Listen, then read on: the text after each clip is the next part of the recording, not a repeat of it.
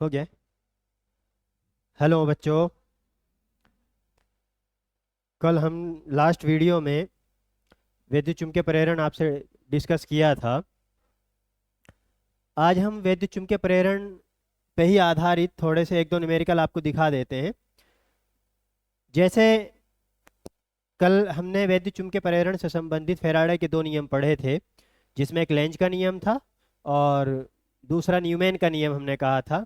Length के नियम से हमें प्रेरित धारा की दिशा पता चलती है कि वैद्युत चुम्बकीय प्रेरण के दौरान किसी परिपथ में या किसी बंद परिपथ में अगर वैद्युत धारा प्रवाहित होती है तो उसकी दिशा कैसी होती है। उसी पर आधारित आपको एनसीईआरटी के एक दो न्यूमेरिकल करा देते हैं आज। तो वो याद रखिए आप, स्टेटमेंट क्या था।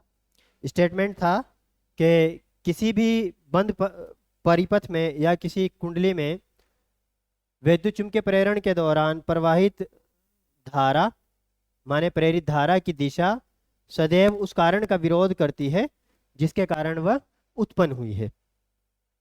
तो उसी से संबंधित एक दो न्यूमेरिकल हम लोग देख लेते हैं।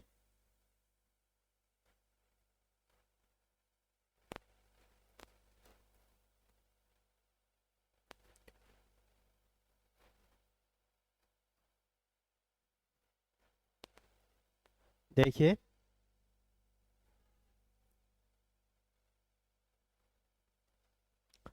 जैसे क्वेश्चन नंबर सेकंड है।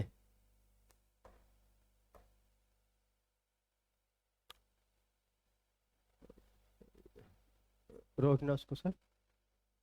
कहाँ से? ये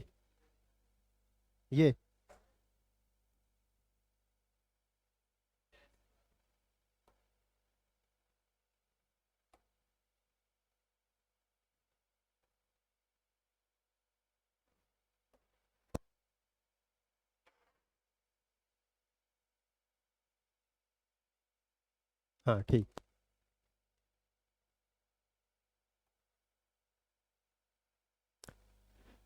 देखिए क्वेश्चन नंबर सेकंड जो है, ये एग्जाम्पल नंबर सेकंड। कैसे, वहीं से लेना पड़ेगा?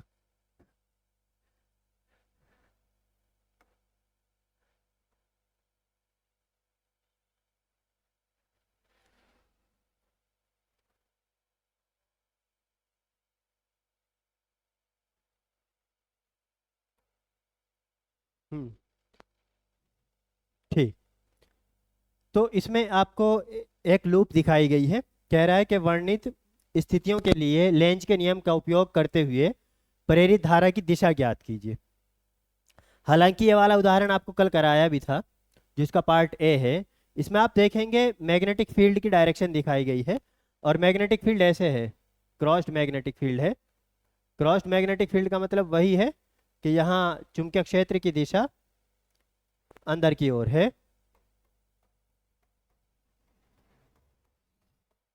और इसमें एक लूप दिखाई गई है। उस लूप की दिशा ऊपर की तरफ खींची गई है, उस लूप को, मतलब इसका क्षेत्रफल बढ़ाया गया है ऐसे। ये जैसे भी ऐसे करके एक शेप बनाई गई है। इसको यहाँ से ऐसे ऊपर खींचा गया है और यहाँ से नीचे खींचा गया है और इसको एक कह रहा है अनियमित आकार का वृत्ताकार लूप में बदल रहा है। कैसा? अनियमित आकार के एक वृत्ताकार लूप में बदलना है। तो इसका मतलब ये हुआ कि जब ये खिंच जाएगा, खिंचने के बाद इसको एक वृत्ताकार लूप बना देना है। तो अब हम देख रहे हैं इसमें अंदर की तरफ जो चुंबकीय क्षेत्र है वो बढ़ गया है। पहले इसके अंदर से चुंबकीय क्षेत्र रेखाएं 3 गुजर रही थी, अब ये बढ़ गई हैं और बढ़ने के बाद ज़्यादा हो जाएंगी और ज़्यादा होने का मतलब ये होगा कि अंदर की तरफ चुंबकीय क्षेत्र बढ़ गया है। अंदर की तरफ चुंबकीय क्षेत्र बढ़ने का मतलब कि अंदर की तरफ चुंबकीय फ्लक्स बढ़ गया है और ये फ्लक्स में परिवर्तन हुआ है। तो ये कुंडली इस फ्लक्स परिवर्तन का विरोध करती है। विरोध करने का मतलब ये कि अंदर की तरफ अगर फ्लक्स बढ़ रहा है तो ये कोशिश करेगी कि बाहर की तरफ एक फ्लक्स बना सके, और बाहर की तरफ फ्लक्स बनाने का मतलब ये होगा कि ये बाहर की तरफ एक चुंबकीय क्षेत्र बना सके। तो चुंबकीय क्षेत्र बाहर की तरफ बनने का मतलब ये होगा कि ऐसे चुंबकीय क्षेत्र बाहर की तरफ आएगा तो इसमें धारा एंटी क्लॉकवाइज बह जाएगी, मतलब ऐसे। तो इसमें धारा की दिशा ये होगी।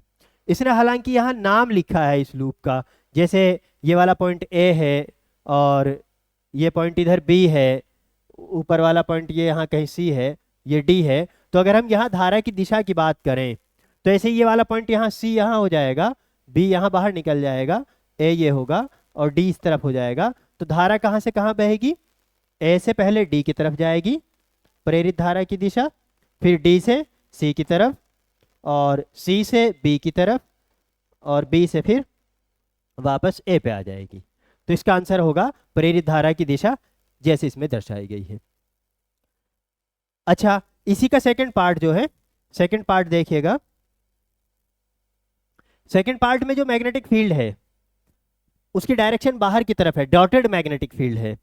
मतलब ऐसे, इसको हम इस तरफ देख लेते हैं, ये पार्ट ए था 6.2 का, पार्ट ए था, और इस तरफ हम आपको दिखा देते हैं 6.2 का पार्ट बी। इस बार मैग्नेटिक फील्ड इसने बाहर की तरफ ऐसे दिखाया है।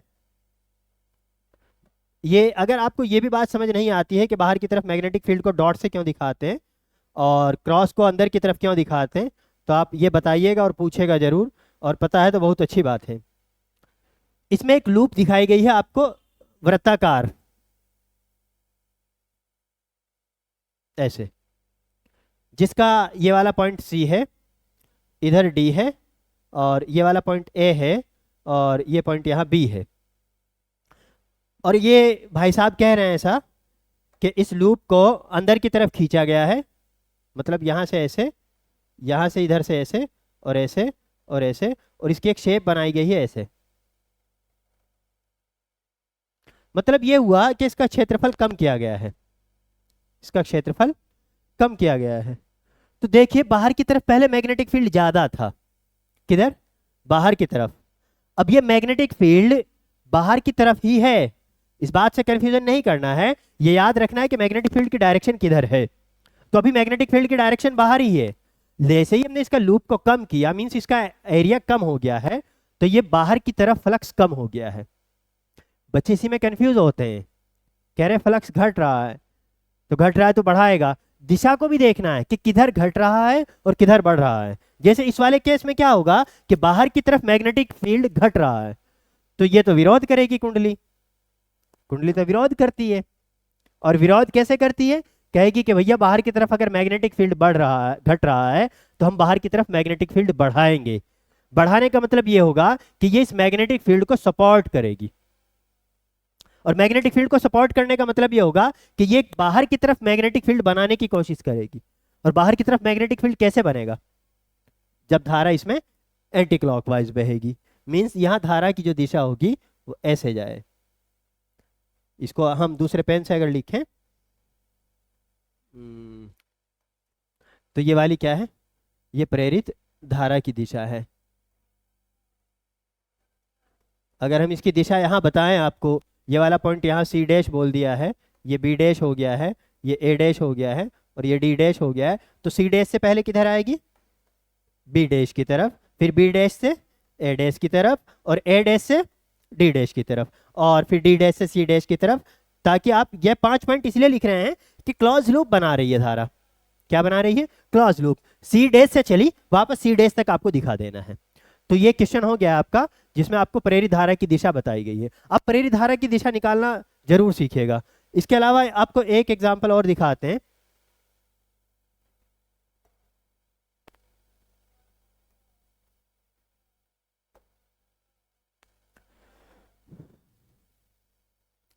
देखिए एक क्वेश्चन ये है जो क्वेश्चन नंबर 6 है, इसका पार्ट 1 है। इसका पार्ट 1 क्या बोलता है, देखिए पार्ट 1 का हम आपको क्वेश्चन नंबर F दिखाते हैं। पहले इस तरफ देख लीजिएगा, क्वेश्चन नंबर 6.1 का पार्ट नंबर F। अच्छा सवाल है, कह रहा है एक वायर है जिसमें करंट पास हो रही है अपवर्ड डायरेक्शन में, लेट से करंट इज आई, और इसके चारों तरफ एक लूप है ऐसे। कह रहा है कि अगर ये करंट देखिए यहां धारा आई में एक अचर दर पर कमी हो रही है, धारा आई में एक अचर दर पर कमी हो रही है। इसका मीनिंग क्या हुआ कि करंट घट रही है लगातार। अब देखिए करंट घटने से क्या होगा, बड़े ध्यान से देखना। ये लूप अगर आप देख रहे हैं ना, इसको ऐसे समझिएगा, लूप ऐसे है और ये जो वायर है ये इसके अंदर ऐसे है, लूप ऐसे, और वायर, ये जो वायर है स्ट्रेट वायर, ये इसके अंदर ऐसे है। अच्छा, आपको ये बात पता होगी कि अगर सीधा तार आपके पास में कोई ऐसे है, इसमें करंट ऐसे पास हो रही है, तो इसकी वजह से जो मैग्नेटिक फील्ड बनता है, राइट हैंड थंब रूल से आप देखिए, करंट की दिशा ऊपर की तरफ है तो मैग्नेटिक फील्ड ऐसे घूम जाएगा इसके चारों तरफ। तो इसके चारों तरफ का मतलब यहां से आप देखेंगे तो बाहर मैग्नेटिक फील्ड आता हुआ दिखाई देगा, जिसको हम डॉट से दिखा सकते हैं, और इस तरफ यहां से मैग्नेटिक फील्ड अंदर घुसेगा, जिसको हम क्रॉस से दिखा सकते हैं। एक तरीका तो ये होता है। दूसरा, कुछ लोग ऐसे दिखा सकते हैं कि अगर ये करंट है और हम इसका मैग्नेटिक फील्ड को दिखाएं, तो मैग्नेटिक फील्ड इसके चारों तरफ ऐसे बनेगा, लूप बना करके ऐसे। आप देख रहे हैं ये पीछे से वायर आया है, मतलब मैग्नेटिक फील्ड ऐसे घूम के आया है, यहाँ से बाहर निकल रहा है, यहाँ से अंदर। इसके अलावा और भी रिंग बनेंगे, ये रिंग पैटर्न टाइप का बन जाएगा, ये ऐसे होगा, यहाँ से करंट ऐसे, सॉरी मैग्नेटिक फील्ड ऐसे, यहाँ से अंदर घुसेगा और यहाँ से बाहर निकल रहा होगा। ऐसे ही अंदर भी बना सकते हैं हम लूप, यहाँ से ऐसे ऐसे, यहाँ से अंदर घुसा है और यहाँ से प्लेन के बाहर निकल रहा है, मैग्नेटिक फील्ड यहाँ से प्लेन के बाहर निकल रहा है, यहाँ अंदर घुस रहा है। तो यहाँ भी ऐसे ही है, जो ये वाला आपको दिखाया गया है, हालांकि ये तो एक क्या है, रिंग है, माने एक वलय है, इसका जो मैग्नेटिक फील्ड बनेगा वो भी ऐसे ही बनेगा। बड़े ध्यान से समझिएगा इस बात को। कैसे? तो इसका मतलब ये हुआ, जो ये लूप था ऐसे, मैग्नेटिक फील्ड भी इसी डायरेक्शन में ऐसे है, तो जो मैग्नेटिक फील्ड इसके तल से नहीं गुजर रहा है, या तो इसके ऊपर से गुजर रहा है या इसके बाहर से ऐसे गुजर रहा है, ऐसे इसके सतह से नहीं गुजर रहा है। भले ही ये मैग्नेटिक फील्ड लगातार बदल रहा है, क्यों बदल रहा है? धारा बदल रही है। जो धारा है ये आई, ये टी का फंक्शन है। टी के फंक्शन का मतलब कि टाइम के साथ में धारा बदल रही है। टी के साथ धारा बदल रही है तो मैग्नेटिक फील्ड भी बदल रहा है। मैग्नेटिक फील्ड हमारा क्या कर रहा है? बदल रहा है। और आपको बताया था कि मैग्नेटिक फ्लक्स बदले, अगर किसी कुंडली से बद्ध मैग्नेटिक फ्लक्स में अगर चेंज होता है तो प्रेरित धारा उत्पन्न होती है। लेकिन यहाँ क्या होगा, जो ये वाला आप लूप देख रहे हैं, इस लूप का तल और जो मैग्नेटिक फील्ड बना है उसका तल, वो दोनों एक दूसरे के समांतर हैं। ये मैग्नेटिक फील्ड इसके अंदर से नहीं गुजर रहा है, या तो इसके ऊपर से गुजरेगा ऐसे लूप के, अगर लूप ऐसे है इसके ऊपर से, या इसके नीचे से, या बाहर से। इसके अंदर से अगर गुजरता तो फ्लक्स इसके अंदर से गुजरता, अभी इसके अंदर से नहीं गुजर रहा है, तो इसका मतलब क्या हुआ? क्या इस लूप के, जो ब्लैक वाला लूप है हमारा या वलय है, क्या इसके अंदर से मैग्नेटिक फ्लक्स बदल रहा है? इसके अंदर से तो मैग्नेटिक फ्लक्स में कोई चेंज नहीं हो रहा है। तो मैग्नेटिक फ्लक्स में कोई चेंज नहीं हो रहा है तो इसके अंदर कोई धारा भी प्रवाहित नहीं होगी। प्रेरित धारा तब उत्पन्न होती है जब किसी कुंडली या बंद परिपथ से बद्ध चुंबकीय फ्लक्स के मान में परिवर्तन हो। यहाँ चुंबकीय क्षेत्र तो बदल रहा है, पर वो बदलता हुआ चुंबकीय क्षेत्र इस कुंडली के अंदर से नहीं गुजर रहा है। इस बात को ध्यान से देखना है। तो यहाँ प्रेरित धारा उत्पन्न ही नहीं होगी, है ना। तो यहाँ क्या होगा? चुंबकीय फ्लक्स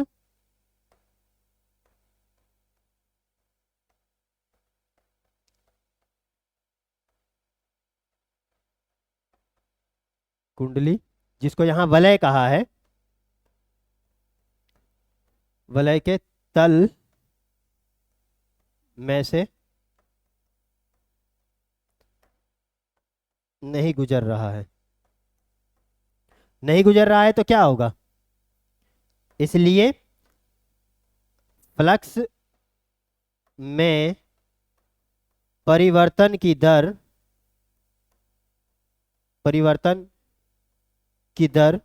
वो जीरो है। जब फ्लक्स में परिवर्तन की दर जीरो है तो करंट कितनी हो जाएगी? प्रेरित धारा वो जीरो हो जाएगी। सॉरी,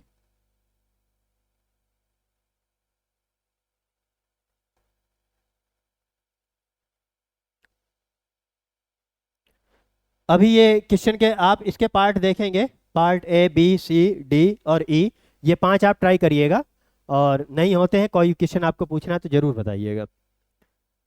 ठीक है सर।